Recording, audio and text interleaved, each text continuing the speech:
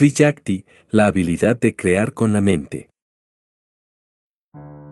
Bienvenidos a Sincronicidad y Conciencia Cósmica.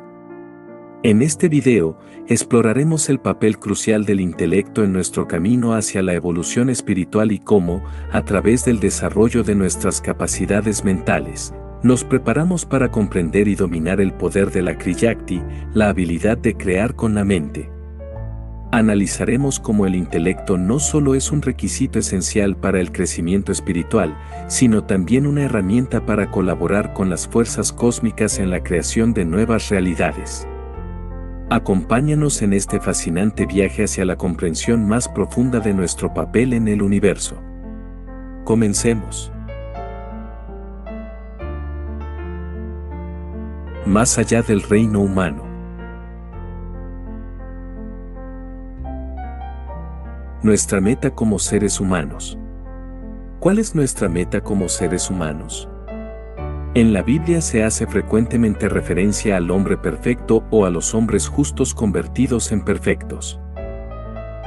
¿Podemos en realidad convertirnos en perfectos? Si podemos, de lo contrario, ¿cuál sería entonces el propósito de pasar por la experiencia humana?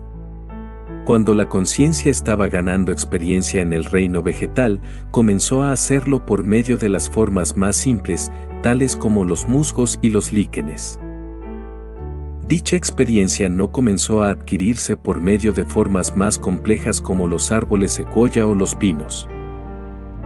En vez de esto, la conciencia atraviesa por experiencias inconmensurables en diferentes tipos de formas, incrementando en la complejidad de la forma y en el nivel de la conciencia hasta alcanzar la cima del reino vegetal. Solo entonces dicha conciencia se gradúa y continúa su jornada en el reino animal. La conciencia que está en desarrollo no es solamente la del plano físico, sino también la emocional, la intelectual y la intuicional. La conciencia no tuvo que experimentar en cada especie de planta existente, pero si dicha experiencia fue bien balanceada. La meta no era aprender todo lo que pudiese ser aprendido en ese reino, sino crecer en conciencia lo suficiente como para estar listo para el próximo nivel de experiencia en un reino más elevado. Luego de pasar millones de años en el reino animal, la misma chispa divina, creciendo en conciencia cada vez más, comenzó su jornada por el reino humano. Al entrar en este campo o esfera humana de experiencia, dicha chispa divina adquirió un alma humana. Es esta alma humana la que nos separa de todas las otras criaturas en la tierra. La mente que hemos ganado al entrar al reino humano es la herramienta que nos permite convertirnos en co-creadores con lo divino. Es importante que seamos conscientes de que nuestra mente también está evolucionando. Comenzamos nuestra jornada en el campo o esfera humana con el mismo nivel de conciencia que teníamos cuando estábamos en la cima del reino animal. La naturaleza no funciona a sacudidas, sino que sigue una expansión y un crecimiento lento y estable, tanto en la complejidad de la forma como en la de la conciencia que en ella habita. Esto no significa que todo lo que la naturaleza intenta resulta en éxito, de hecho, el fracaso es algo que los humanos tenemos en común con la naturaleza. Los humanos aprendemos intentando algo, evaluando si hemos tenido éxito o no en nuestra meta, y recomenzando si dicho intento no funcionó. Este resulta ser el mismo proceder de la naturaleza, se establece un plan el cual se evalúa en diferentes etapas de su desarrollo y si algo no está correcto, se corrige si se puede o si no se descarta. El proyecto entonces empieza de nuevo o se comienza en su lugar un plan diferente. ¿Quiere usted decir que la totalidad de nuestro universo se desarrolla por medio de un diseño inteligente? Así es como todo se desarrolla. La evolución de las formas y de la conciencia no ocurre por casualidad. Pero si este diseño inteligente proviene de lo divino, ¿por qué no funciona a la perfección desde la primera vez? Si reflexionamos un poco, nos resultará claro por qué no todo puede siempre funcionar perfectamente. Si un maestro arquitecto diseña una casa y él mismo la construye bloque a bloque, la misma será perfecta. Pero, ¿por qué construir la casa por sí mismo? Si ese arquitecto está motivado por querer ayudar a enseñar a otros, ¿no utilizaría artífices y artesanos para realizar el trabajo a manera de que ellos pudieran aprender del proceso y a su vez convertirse en maestros por derecho propio? Creo que eso tendría mucho más sentido. ¿Está usted diciendo que este mundo es una escuela para aprendizaje? Claro que sí. Todos estamos aquí para adquirir experiencia. Desafortunadamente, algunas personas en este mundo tienen la misma actitud que la de ciertos estudiantes universitarios. Ellos solamente piensan acerca de las fiestas de fin de semana, el socializar, los juegos de fútbol y las posibilidades de encuentros sexuales. Los estudiantes universitarios serios y los estudiantes serios en la vida tienen la misma meta, obtener lo más que se pueda en cada fase de su experiencia de aprendizaje. Si nuestro objetivo de vida es encontrar placer y felicidad de forma perpetua, estaremos destinados a encontrar la desilusión. No es posible encontrar felicidad eterna en este mundo físico. Guarda tus tesoros en el cielo, donde ni la polilla ni el moho los puedan destruir, y donde los ladrones no puedan entrar a robárselos. ¿Quiere usted decir que no debemos disfrutar la vida? No estamos diciendo eso en lo absoluto. La persona iluminada disfruta de la vida, pero de una forma muy diferente a lo que hace una persona menos iluminada. Mientras más iluminado uno sea, tanto más satisfecho se sentirá y tanto mayor será el sentido de plenitud que uno sienta, esto siempre y cuando haya puesto en práctica lo aprendido. La persona que menos entienda cómo es que funciona la vida será la que experimente el mayor grado de vaivén en la felicidad, si dicha felicidad está fundamentada en el deseo por adquirir una plenitud emocional. Esa persona tendrá muchas altas y bajas, y muchas de estas son adictas al sube y baja de emociones cual montaña rusa. Esto es lo que hace a estas personas sentir que están vivas. La persona que es más iluminada se mantendrá alejada del torbellino de emociones que a otros les resulta atractivo. La persona más iluminada observa y actúa recíprocamente con los demás, pero desde un nivel distinto de conciencia. Que las personas más iluminadas no sean adictas a los mismos deseos emocionales que las menos iluminadas no significa que sean menos felices, de hecho, probablemente son mucho más felices. Pero yo disfruto mucho compartiendo con otros. A todos nos gusta una buena fiesta, ¿no es así? No, no todo el mundo encuentra el ambiente de una fiesta como algo agradable. Una persona que sea más sensible a las vibraciones que la persona promedio encontrará insoportables las vibraciones prevalecientes en una fiesta. Esto sería equivalente a estar en un cuarto lleno de ruidos ensordecedores sin tener el equipo necesario para prevenir un daño auditivo. A medida que avanzamos en el nivel de conciencia se agudiza nuestra sensibilidad a las vibraciones y nos percatamos de unas que otras personas no perciben en ningún momento. La mayoría de nosotros se ha encontrado con personas que están tan ebrias que difícilmente pueden mantenerse de pie. Estas personas, sin embargo, están convencidas de que la están pasando bien y nos incitan a unirnos a su disfrute. Si miramos esto desde un punto de vista alejado del ofuscamiento producido por el alcohol, podremos ver con claridad que este pasarla bien redundará en una resaca muy desagradable y de que existe un costo elevado para esta experiencia de pasarla bien. De igual manera, las personas más iluminadas observan desde la distancia a aquellas que están inmersas en el ego y en el sube y baja de las emociones. Dichas personas más iluminadas no envidian para nada a las otras, prefiriendo su propia vida tranquila de desarrollo espiritual y contacto con el alma. De manera que durante esta fase humana de nuestro desarrollo vamos desde las formas más bajas de conciencia humana y vamos escalando gradualmente. ¿Quiénes son las formas más elevadas de seres humanos y cómo se diferencian del promedio? Existe una variedad grande de seres humanos compartiendo el espacio en este planeta, y cada una de ellas se encuentra en su nivel de desarrollo particular. Como seres humanos, tenemos la tendencia a juzgar a los otros basándonos en las apariencias, tales como la ropa que llevan puesta, con quien socializan, el tipo de automóvil que poseen y el número de grados universitarios que ostentan. Ninguna de estas cosas resulta ser indicadores válidos del desarrollo espiritual de una persona, el cual se puede ver solamente con la visión interior. Algo que existe en un nivel de conciencia particular puede ser percibido mejor en ese nivel. Desde el nivel de conciencia de la personalidad no podemos apreciar con propiedad las cualidades del alma. Podemos tener un entendimiento vago de nuestra alma y sentir, hasta cierto grado, su influencia sobre nosotros, pero para apreciarla a plenitud debemos elevar nuestra conciencia a ese nivel vibracional.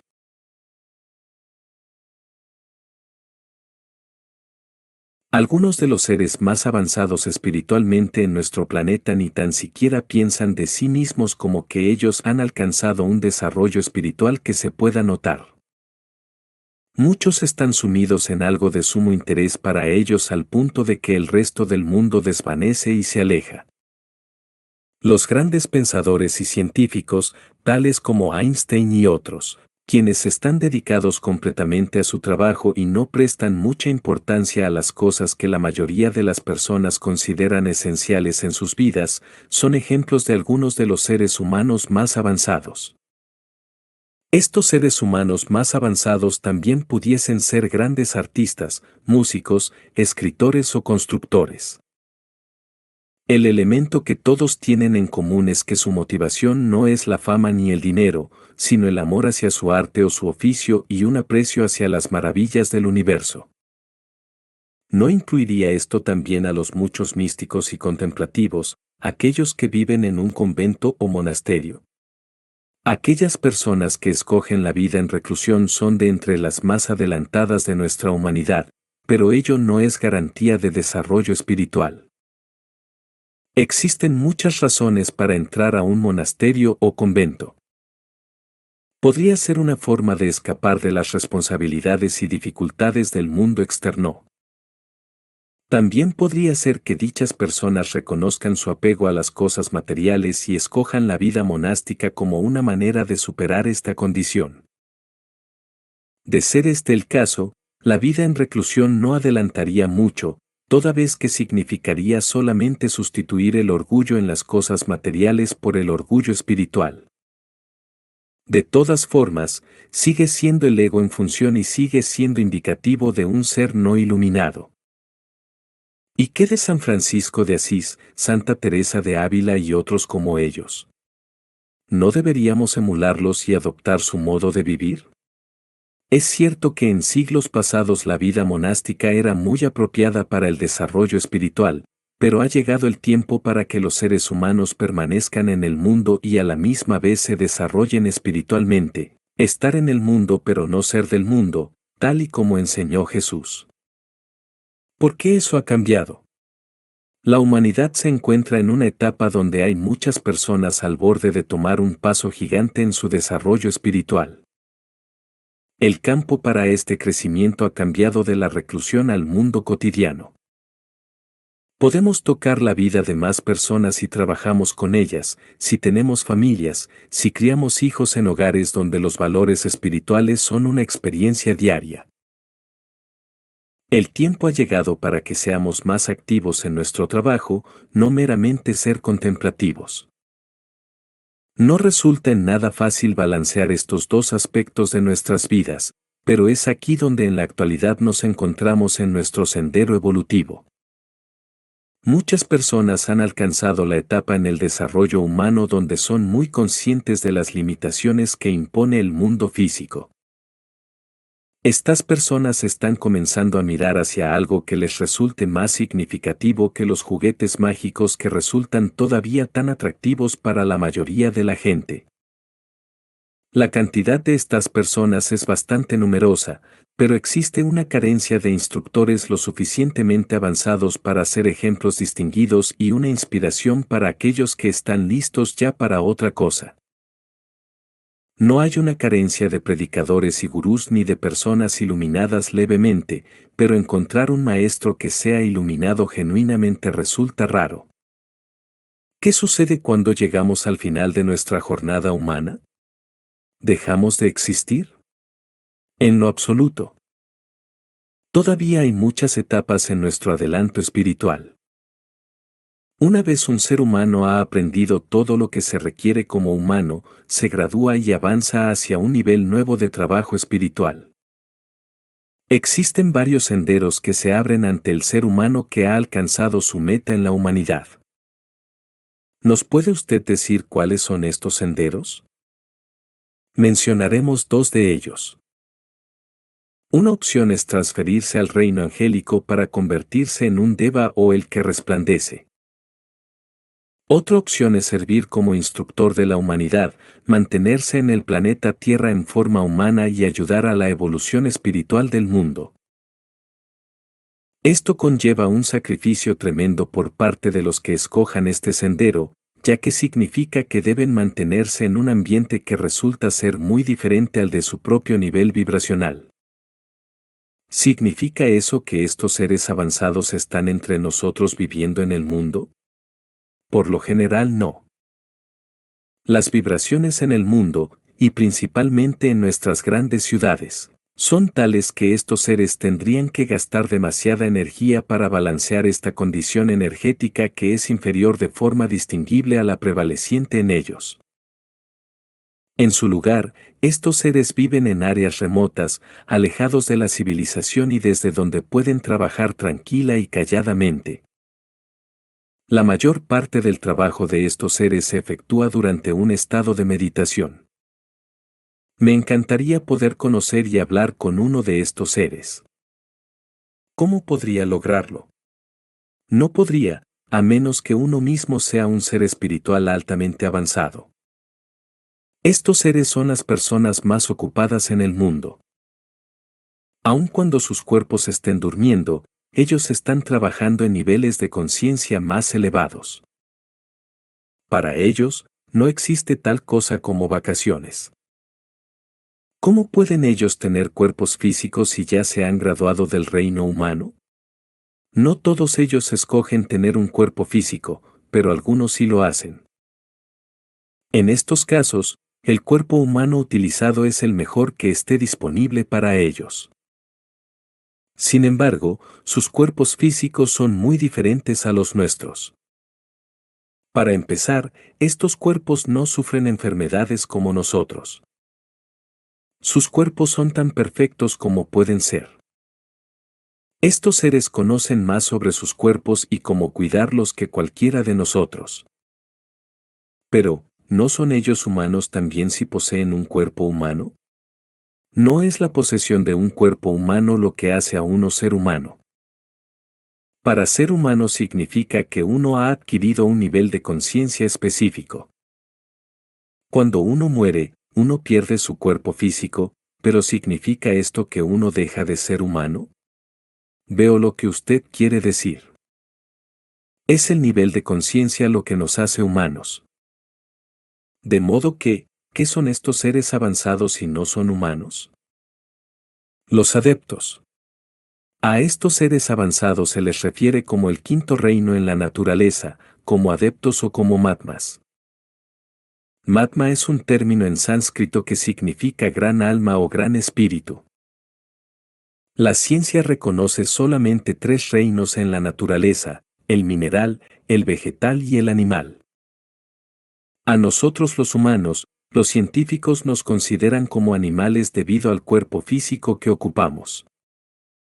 En la ciencia esotérica, hacemos una distinción basada en conciencia y no en la forma. Por tal motivo, reclamamos que los humanos constituyen un cuarto reino y que los adeptos constituyen un reino aún más elevado debido a su nivel de conciencia.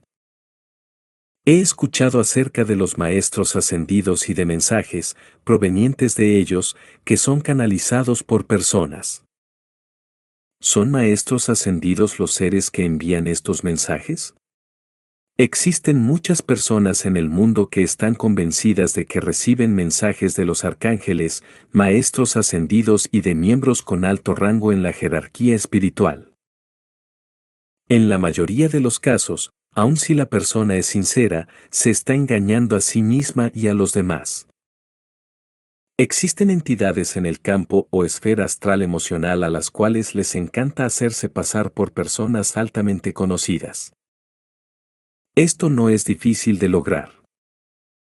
Hay miles de personas que poseen algún grado de clarividencia, pero el mismo está limitado al campo o esfera emocional.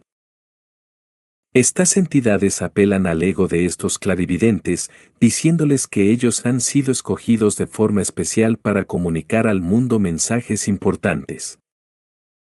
El mensaje, por supuesto, no parecería ser importante a menos que provenga de una fuente altamente venerada. Esto hace que el clarividente se sienta muy orgulloso por haber sido escogido para esta labor. El término ascendido aparenta tener varias interpretaciones. Para algunos, este término describe a alguien que ha sido llevado a un nivel de conciencia más elevado pero que ha retenido su cuerpo físico. Es cierto que algunos adeptos retienen un cuerpo físico, pero para ellos el cuerpo es simplemente una herramienta para poder funcionar en el mundo físico. Otros seres avanzados no poseen un cuerpo físico. Si algún cuerpo físico es necesario para llevar a cabo su trabajo, ellos crean un cuerpo temporal por medio de Kriyakti. Esto, sin embargo, no se lleva a cabo con frecuencia toda vez que ello requiere el gasto de energía, y estos seres son eficientes de forma escrupulosa en el uso de la energía disponible. En cualquier caso, no existe el apego hacia la personalidad como nosotros experimentamos. ¿Cómo podemos saber si los mensajes recibidos provienen de uno de estos seres avanzados o si, por el contrario, provienen simplemente de una entidad en el campo o esfera astral? Por sus frutos los conoceréis es una frase que se refiere con exactitud a esta situación. Casi todas las comunicaciones del tipo antes mencionado se les atribuyen a miembros de la jerarquía espiritual muy conocidos o al menos muy conocidos por parte de las personas que estudian estos temas. Quitémosle el nombre y miremos el contenido del mensaje como tal. Si dicho mensaje está lleno de banalidades y de frases floridas, si apela a las emociones y al ego de quien recibe el mensaje, podemos estar razonablemente seguros de que no proviene de un ser avanzado espiritualmente. A los adeptos no les interesa que se sepan sus nombres y no tienen ningún motivo para apelar al ego de quien recibe. Cualquier mensaje de ellos que sea real se envía al mundo tal y como dicho mensaje es, sin la necesidad de incluir el nombre del autor. Una de las pruebas para determinar el nivel de desarrollo espiritual de una persona es si puede ser capaz de discernir los mensajes reales de los falsos. La primera cualificación para el crecimiento espiritual es el discernimiento o viveka en sánscrito. Viveka significa la capacidad de distinguir lo real de lo irreal. Todos los aspirantes deberán pasar por la prueba de aprender a separar lo verdadero de lo imaginario. Quien no haya aprendido a hacer esto pasará varias vidas deambulando y desperdiciando tiempo en cosas que no son de provecho. ¿Cómo puede uno distinguir lo real de lo irreal? En un sentido, cualquier cosa que exista en una frecuencia vibratoria más elevada resultará ser más real que algo que se encuentre en un nivel de vibración menor. Por lo tanto, a medida que aumentamos en conciencia estamos alcanzando un nivel de existencia más real. Existe solamente una realidad y ésta está al nivel del absoluto. Desde ese punto de vista todo lo demás es irreal, pero también podemos decir que existen diversos grados de realidad a medida que nos acercamos al absoluto. La verdad es relativa. La canalización y el recibir mensajes espirituales están muy de moda. Es cierto que algunas personas reciben comunicaciones de otros campos o esferas, pero pocas de estas son de naturaleza espiritual. De aquellas que provienen de otros lugares que no sean el campo o esfera astral emocional, la inmensa mayoría son de nuestro yo superior o alma. De forma rara, algunos mensajes pueden provenir de algún discípulo o alumno avanzado de uno de los adeptos y con muy escasa frecuencia del adepto mismo. Esto último resulta extremadamente raro y es importante para nosotros estar cautelosos de cualquier persona que reclame recibir mensajes de algún adepto o miembro de la jerarquía espiritual. Si el mensaje está revestido de lenguaje florido y apela a las emociones, el mismo no proviene de un miembro de la jerarquía. La cautela es esencial para el estudiante espiritual que quiera evitar caer en las numerosas trampas que existen a lo largo de la jornada. Hay otro aspecto de Viveka que puede parecer un poco menos abstracto, y es el determinar si algo es útil o no, si es provechoso o no para nuestro crecimiento espiritual. Esto significa que debemos estar evaluando las cosas de forma constante y haciendo una determinación al respecto. ¿Ayuda esto a mi desarrollo espiritual o lo obstaculiza? Como dijo Sócrates, la vida que no se revisa no vale la pena ser vivida. ¿Qué significa eso? Significa que si pasamos por la vida solamente dando tropiezos y cometiendo errores crasos, permitiendo siempre que nuestros deseos y pasiones nos controlen y nos guíen, no estaremos actuando como los seres divinos que en realidad somos. En vez de eso, seríamos más como los animales que actúan por instinto y por deseos, sin hacer esfuerzo alguno para mejorar su situación. Claro está, los animales son incapaces de actuar de otra manera. Nosotros, por el contrario, poseemos una mente humana y un alma humana. Se espera mucho de nosotros, mas sin embargo durante largos periodos de tiempo hemos venido caminando trabajosamente por la vida sin que percibamos nuestro potencial real.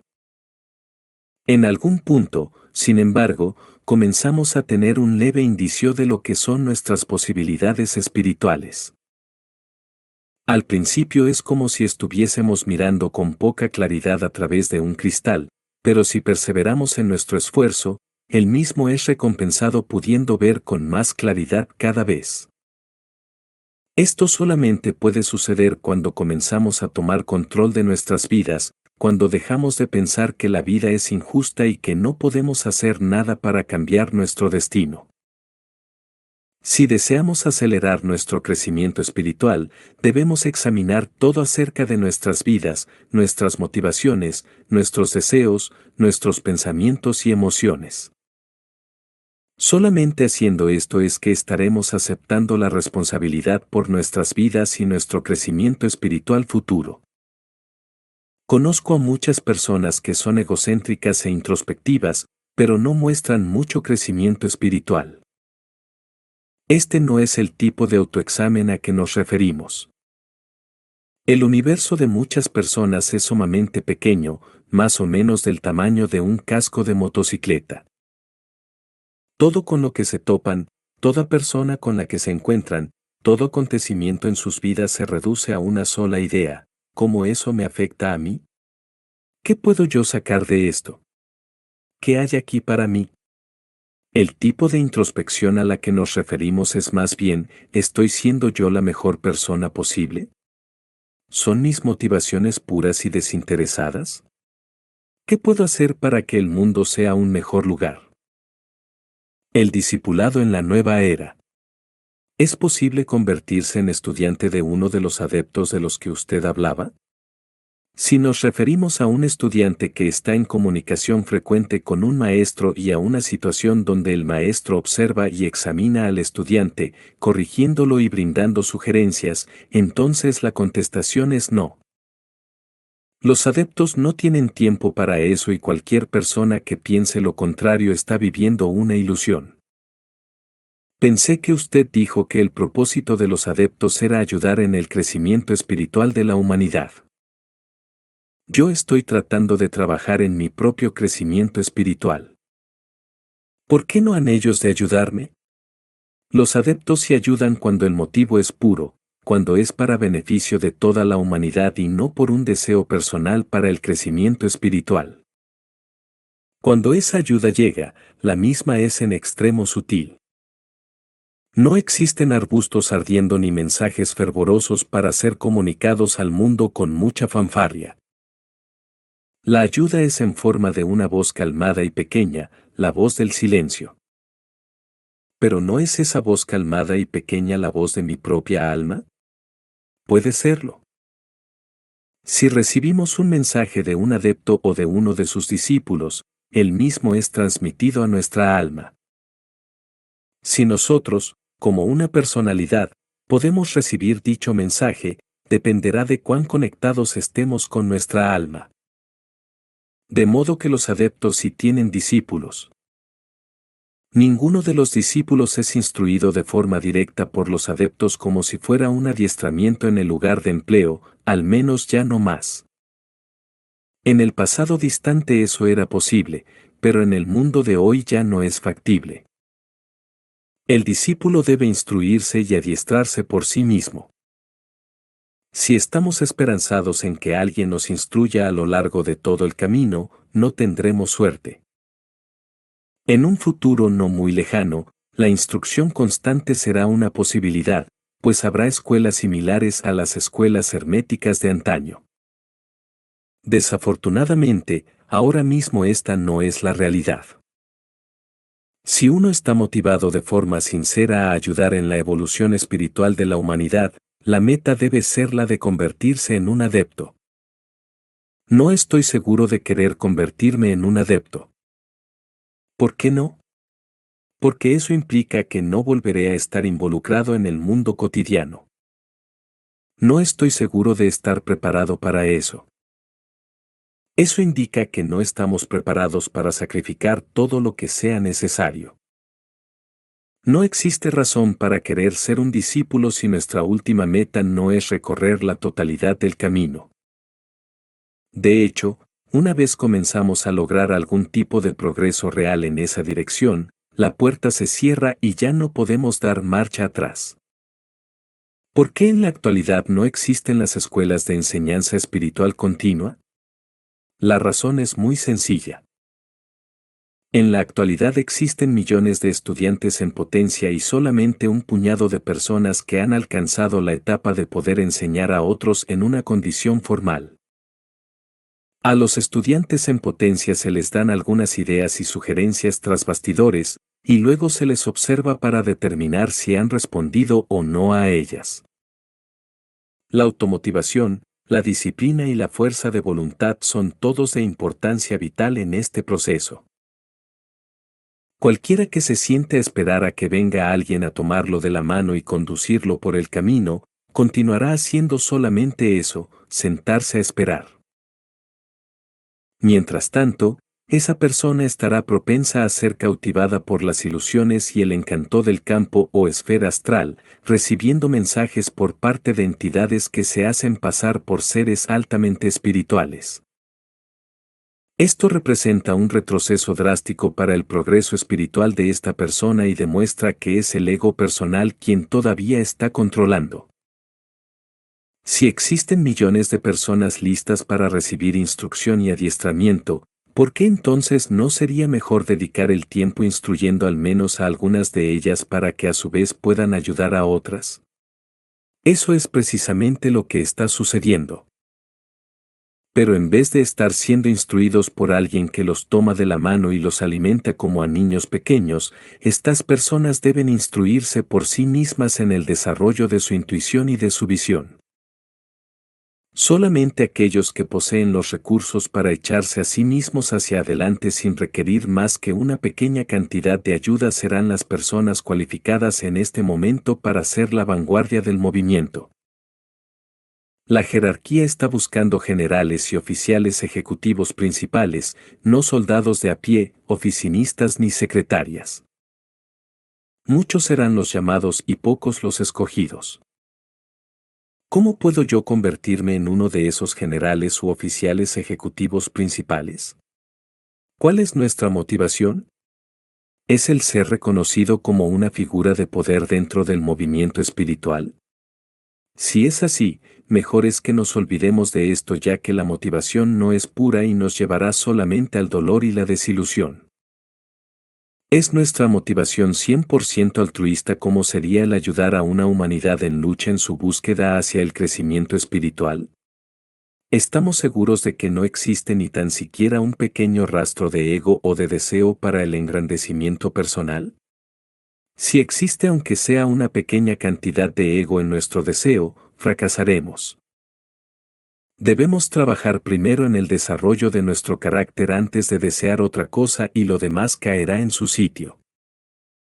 No hay posibilidad de que pasemos desapercibidos si tenemos las cualidades de carácter requeridas. ¿Cómo es que no es posible pasar desapercibido? Porque los adeptos están siempre en búsqueda de aquellos que pueden ayudar en el trabajo. Ellos miran al mundo de forma amplia y de un vistazo ven a cualquier ser humano que esté tan siquiera acercándose a tener las cualificaciones necesarias para ayudar. ¿Cómo hacen ellos eso?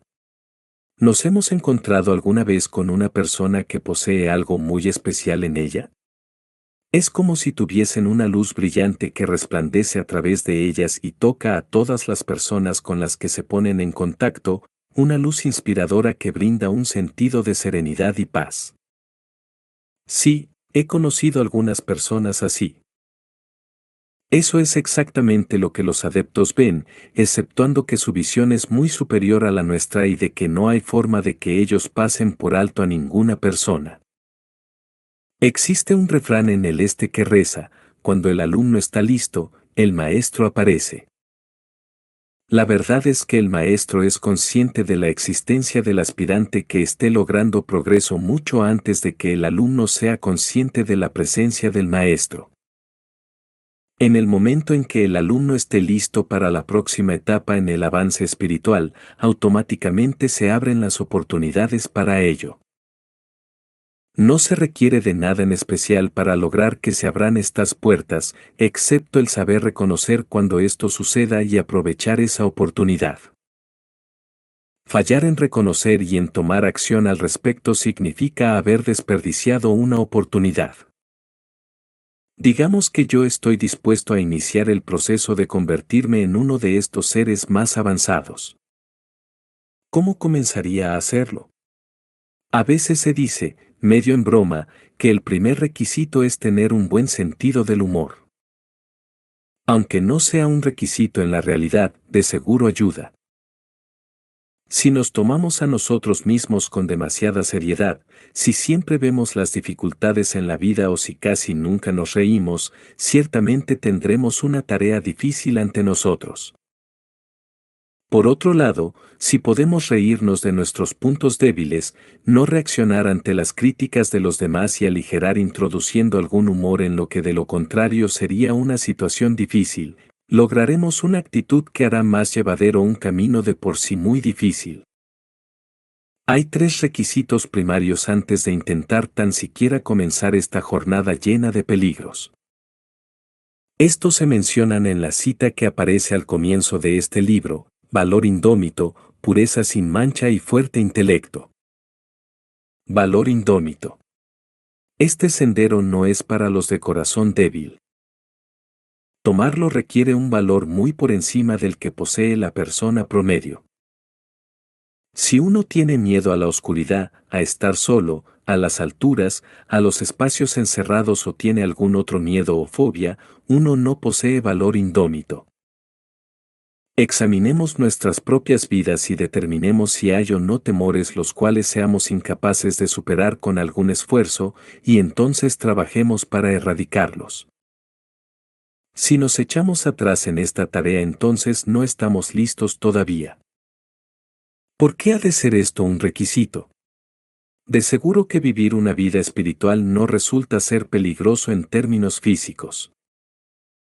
Si es peligroso en extremo, tanto físicamente como emocional y mentalmente.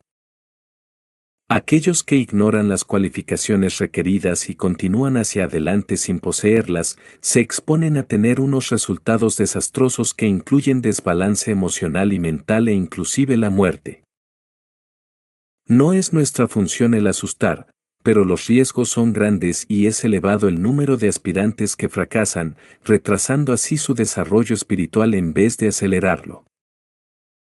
Existen muchos temores que asaltan a la persona común. Tal y como describe Thoreau, la mayoría de las personas viven una vida de desesperación silenciosa. La persona temerosa vive en un tormento perpetuo, con miedo a lo desconocido y a lo que pudiere suceder. Muchos están temerosos a fracasar, ya sea en pasar un examen o en tener éxito en una empresa de negocios. El miedo es el impedimento mayor en estos casos y el mismo debe ser superado. En la frase "me temo que voy a fracasar", la única parte que ha de tener el respeto de la vida es la que dice voy a fracasar. Esta resulta ser una afirmación y la vida dice, tu deseo es mi mandato. El miedo mismo al fracaso casi asegura que uno fracasará.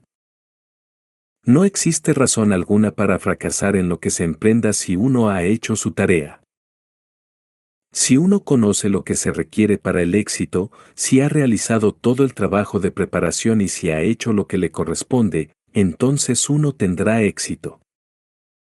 Observemos a los que han tenido éxito y emulémosles.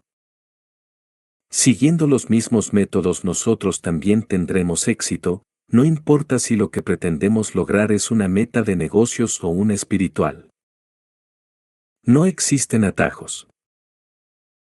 Aseguremos de que la meta está definida con claridad, que la misma es asequible y entonces tomemos todos los pasos necesarios para lograrla. Pureza sin mancha. La pureza sin mancha es otro requisito que elimina a muchos de los aspirantes a convertirse en uno de los seres más avanzados. Para muchos aspirantes, la pureza sin mancha suena como algo imposible de lograr y con frecuencia lo es. La mayoría de los aspirantes intentan ignorar este requisito, esperando que el mismo no aplique a su situación. La mayor parte de las personas presumen que la pureza sin mancha comprende una serie de reglas. Este no es para nada el caso.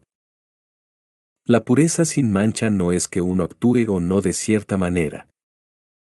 Así es como la mayoría de las personas juzgan las cosas, desde la perspectiva de las apariencias externas. Distinto a esto, la pureza a la que nos referimos se mide por el tipo y cualidades de las vibraciones dentro de uno, tanto del cuerpo físico como de la naturaleza emocional y mental. En una parte anterior de este libro estudiamos la constitución humana. Cada nivel de nuestra conciencia posee a su vez un número de subniveles. Por ejemplo, los tipos más bajos de emociones que sentimos, como la ira, la avaricia y la venganza, solamente pueden existir en los subniveles más bajos del campo o esfera emocional. Otras emociones, como la bondad, la satisfacción y la apacibilidad, vibran en una frecuencia armoniosa con los subniveles más elevados del campo o esfera emocional. Esto es cierto en todos los niveles de existencia. Las vibraciones en un nivel dado están circunscritas a dicho nivel y las mismas no pueden manifestarse en un nivel vibratorio más elevado o más bajo. Para que la personalidad, la cual la componen las vibraciones físicas, emocionales y mentales, pueda llamar la atención del alma tiene que refinarse, es decir, purificarse. Esto significa que se deben eliminar todas las vibraciones más burdas en cada uno de los tres campos o esferas, y que las vibraciones de los subniveles más elevados deben energizarse y traerse a la máxima expresión. Solo entonces estará el alma dispuesta a trabajar con la personalidad, porque ahora dicha personalidad tiene vibraciones con las cuales el alma puede trabajar. ¿De modo que usted está diciendo que yo debo atraer la atención de mi propia alma convirtiéndome en más puro?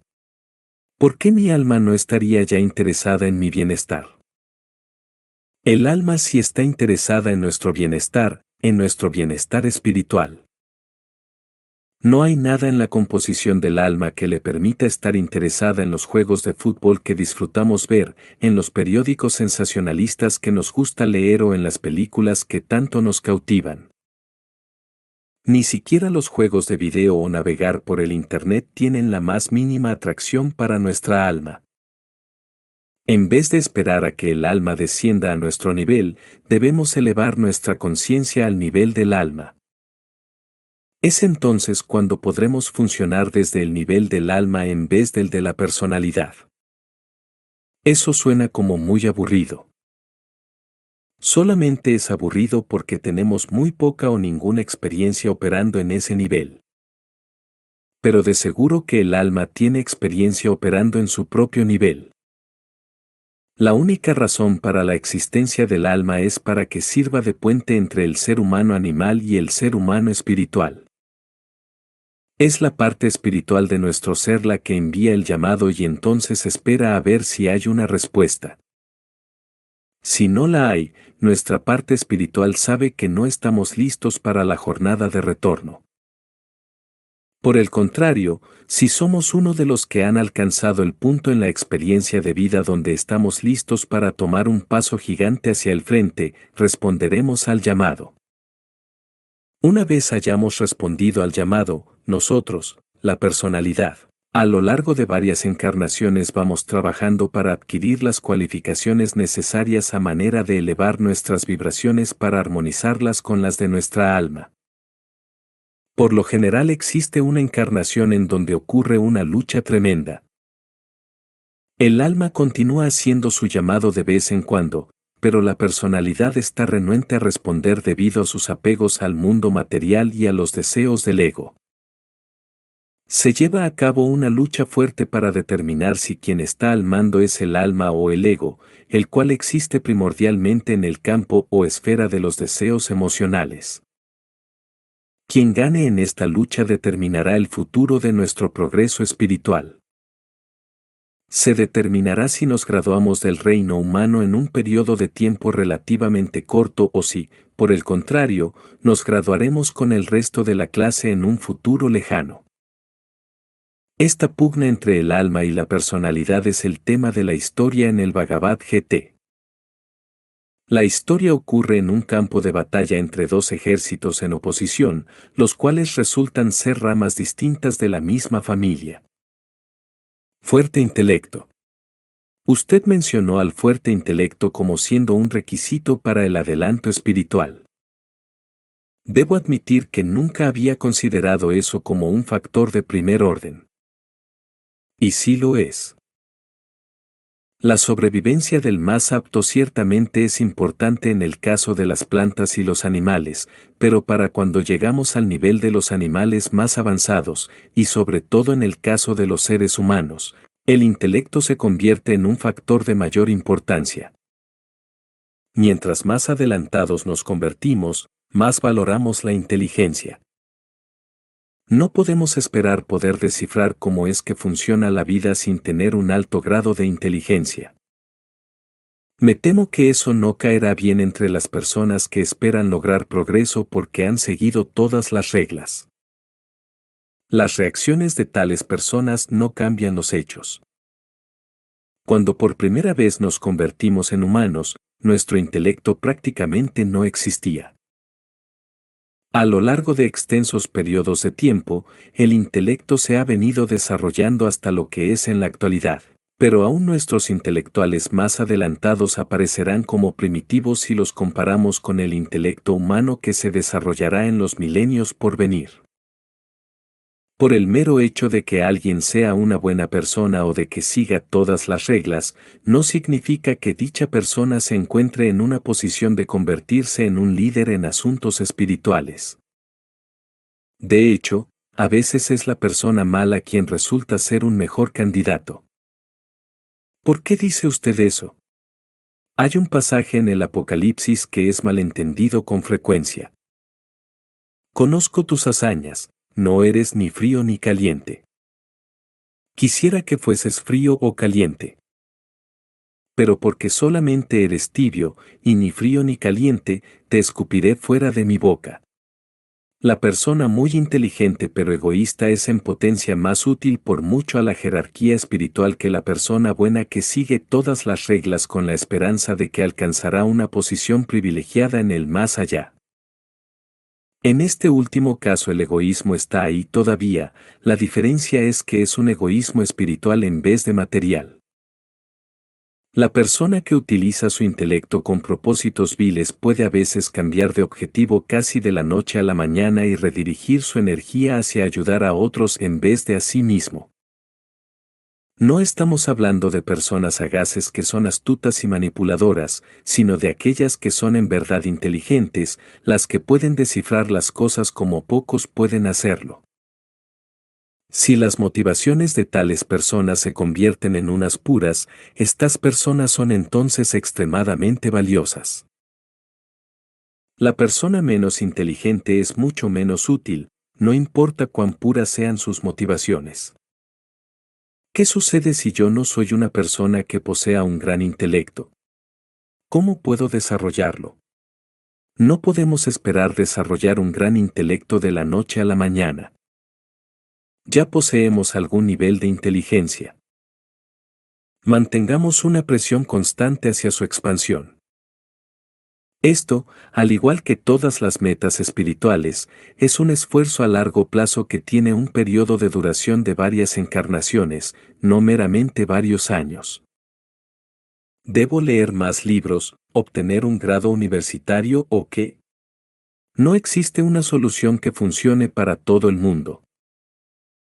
El número de grados y títulos que uno posea no es un indicador del intelecto personal. Dichos grados y títulos solamente significan que uno estuvo dispuesto a pasar por todas las dificultades que se requerían para obtenerlos. Si pueden ser indicadores de persistencia y perseverancia, ambas las cuales son importantes. ¿Sabemos cómo es que en una escuela de medicina se le denomina a la persona que se gradúa siendo el último en su clase? No. Doctor. Cuando uno va a consultar a un doctor, uno no tiene idea de cómo le fue a esa persona en la escuela de medicina y de hecho no importa.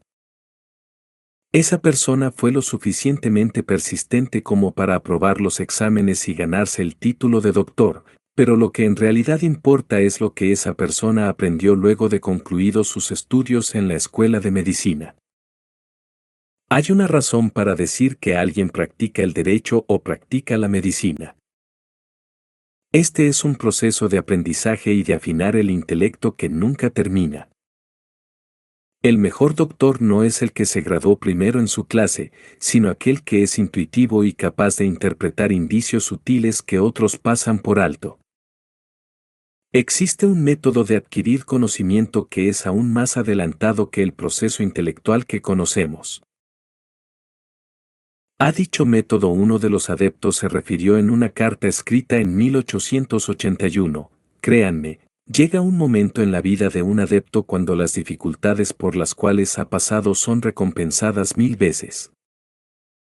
Para poder adquirir subsiguiente conocimiento, él no tiene ya que seguir pasando por el proceso minucioso y lento de la investigación y la comparación de varios objetos, sino que se le concede una perspicacia instantánea e implícita dentro de cada verdad primaria.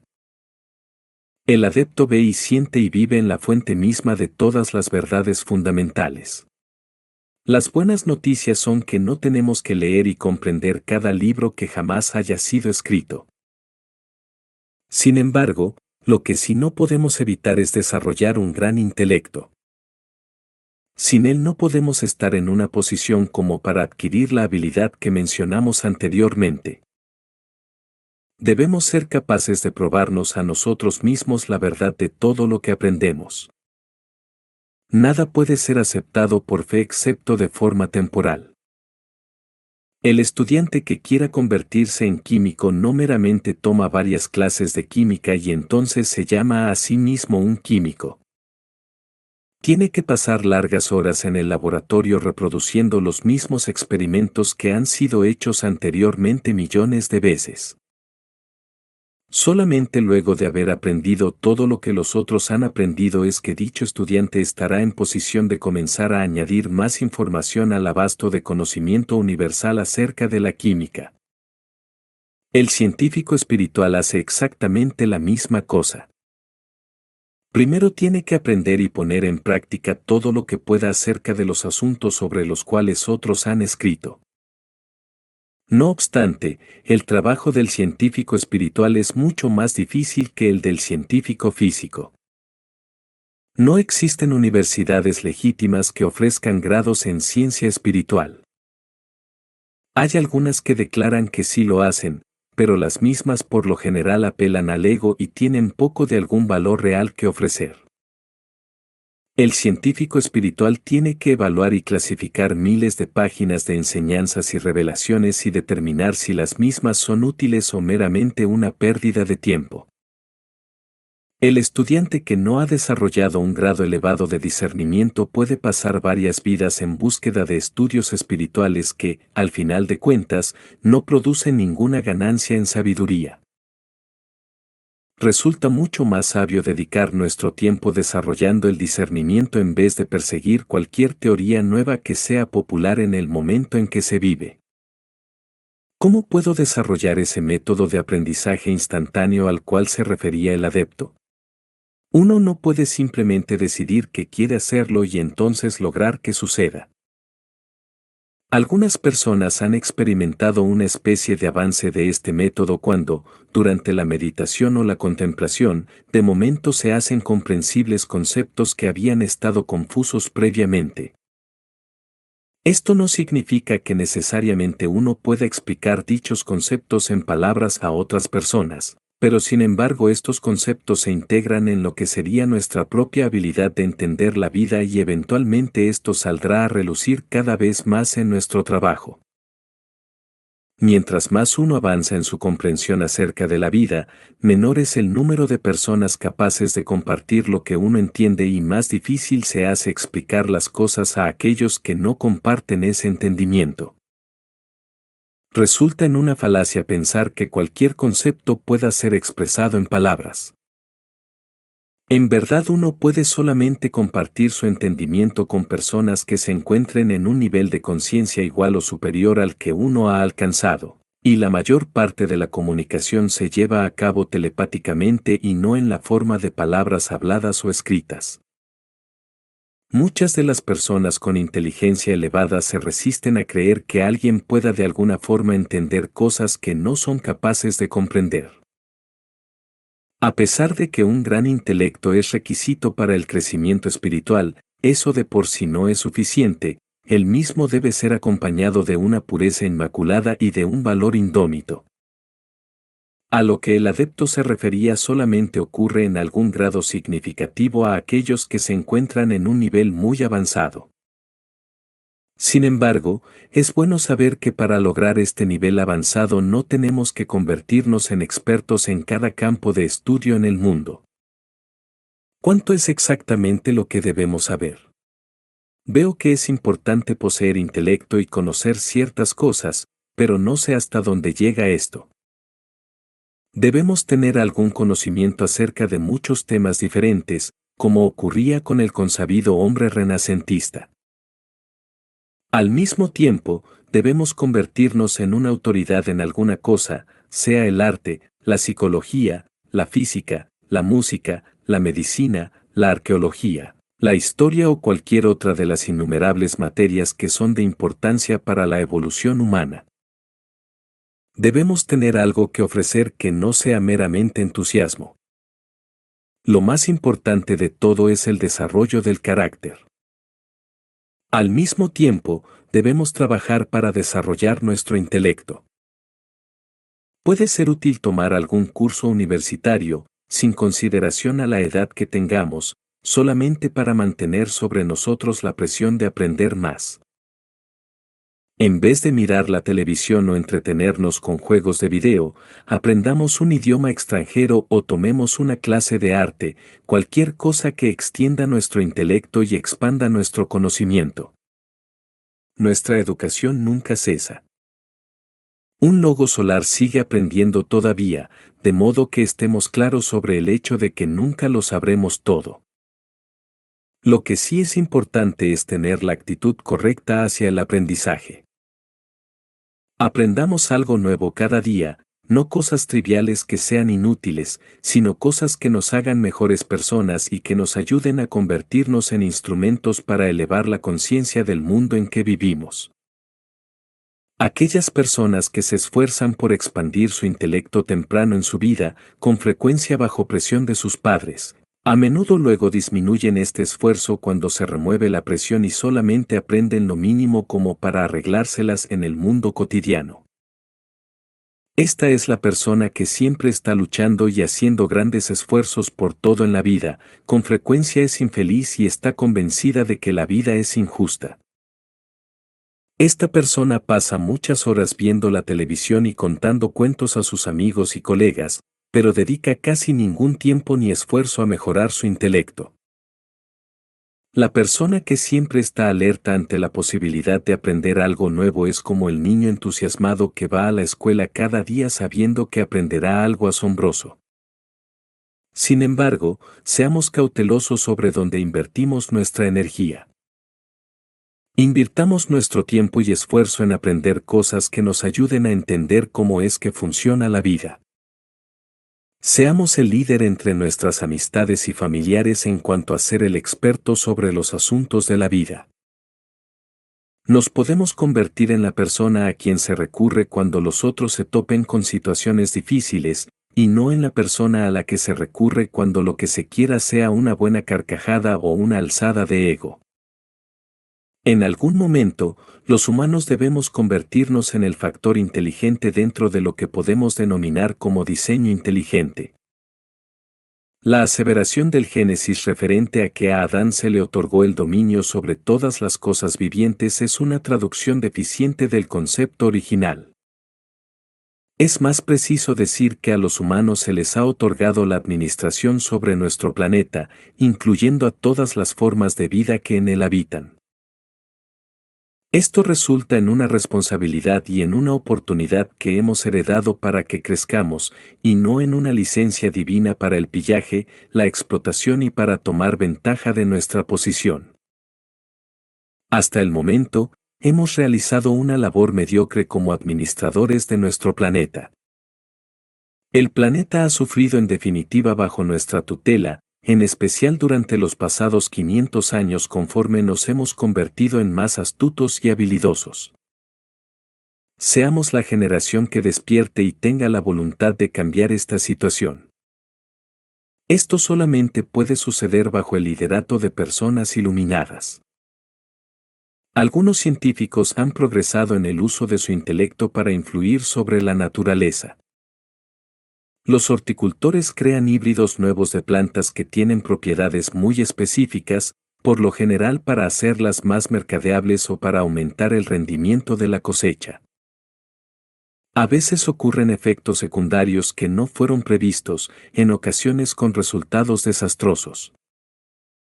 Todo experimento en clonación y manipulación genética debe hacerse bajo unas guías estrictas, las cuales sean establecidas por personas con un alto grado de ética. Podemos destruir fácilmente nuestro planeta si cierto tipo de tecnología cae en manos indebidas. El desarrollo de la moral y la ética debe preceder siempre al desarrollo intelectual. De lo contrario, nos corremos el riesgo de aniquilar la vida física en nuestro planeta. Kriyakti. Las civilizaciones futuras más avanzadas, aquellas que su motivación sea únicamente el bien de todos, trabajarán conjuntamente con la jerarquía hacia el adelanto de toda conciencia, ya sea si ésta habita en los minerales, las plantas, los animales, los humanos, los espíritus de la naturaleza o los devas. Unos pocos alumnos avanzados están comenzando a aprender a usar Kriyakti. Ese es un término con el cual no estoy familiarizado. Kriyakti es la habilidad de crear mediante el uso de la mente. Todo sistema solar y todo planeta comienza primero como un pensamiento, como un modelo o patrón de energía. En el comienzo era la palabra, y la palabra era con Dios, y la palabra era Dios. La palabra o logos es el principio creador inteligente en el cosmos. Cuando los humanos queremos crear algo, el proceso comienza con un pensamiento, una idea en nuestra mente. La analizamos, la examinamos y evaluamos en nuestra mente las distintas posibilidades y los distintos métodos posibles de ejecución antes de que suceda algo en el mundo físico. Una vez tengamos una certeza razonable de que la idea funcionará, la creamos en forma física, ya sea por medio de nuestro propio esfuerzo, el esfuerzo de otras personas o por combinación de ambos. Sin tener en cuenta cómo se construya, somos el arquitecto, el diseñador inteligente. Las modificaciones al plan trazado casi siempre se hacen durante la construcción misma a medida que van surgiendo nuevas ideas o que resulte evidente que una idea que creíamos iba a funcionar probó no ser factible en la realidad. Siempre existe la posibilidad de que el proyecto sea completamente descartado por el momento, ya sea debido a circunstancias externas fuera de nuestro control o a fallas en nuestro plan original. Los planetas, las estrellas y los sistemas solares se construyen de la misma manera. Un ser muy avanzado concibe la idea en su mente divina, la misma es pensada y analizada cuidadosamente y entonces comienza la construcción, pero en este caso la fase de construcción toma miles de millones o millones de años. Más importante aún, el arquitecto no ejecuta la labor de construcción por sí mismo. Por medio del uso de su mente, el arquitecto junta a los trabajadores, los cuales son seres en un nivel de conciencia menor, y los mismos son dirigidos en la ejecución del trabajo. Los seres humanos somos parte de esta fuerza trabajadora, seamos conscientes de ello o no. Debido a que poseemos intelecto, con la misma frecuencia ocasionamos retrasos y problemas con el trabajo que lo que trabajamos mano a mano con el arquitecto, pero esto no es culpa nuestra. Hacemos lo mejor que podemos basado en nuestro nivel de peritaje, el cual, en la mayoría de los casos, no es grande. A medida que vamos aumentando en inteligencia e intuición, hacemos una labor mucho mejor en cuanto a trabajar con el plan y en ser de ayuda al arquitecto en vez de ser un impedimento. Todo esto es parte de nuestra educación. Aunque no es posible que sepamos todos los detalles en cuanto a cómo es que este trabajo se lleva a cabo, este es el bosquejo general del proceso llamado Kriyakti. A manera de ofrecer un ejemplo más concreto, un yogi que ha desarrollado el poder de Kriyakti puede tomar una taza que esté frente a nosotros y, utilizando el poder de su voluntad y manteniendo en su mente claramente la forma original de la taza, crear un duplicado físico de esta. La materia física proviene de la atmósfera circundante. ¿Puede ser el resultado de esta materialización igual al original? El grado de precisión dependerá de la habilidad del yogi para mantener en su mente la imagen con claridad. Cualquier distracción o falta de enfoque puede resultar en que ocurra alguna deformidad.